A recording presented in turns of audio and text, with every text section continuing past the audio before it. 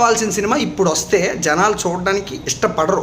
ఏమో ఫస్ట్ 2-3 రోజుల్లో ఈ వీకెండ్స్లో వెళ్తారు తప్పితే తర్వాత చూడాలన్న ఇంట్రెస్ట్ రాదు.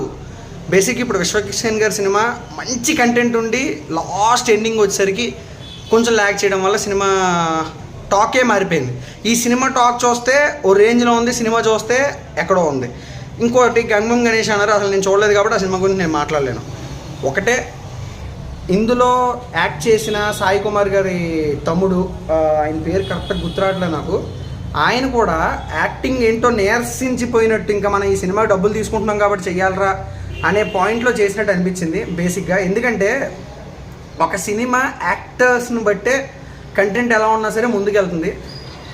100కి 200% న్యాయం చేసింది ఎవరైనా ఉన్నారంటే సినిమా మొత్తంలో ఒక కార్తికేయ గారిది బీజిఎం ఎక్కడో విన్నట్టున్నా కూడా బీజిఎం ఒకటి తప్పితే మిగతాది నాకు ఏది అనిపించలేదు బేసిక్గా.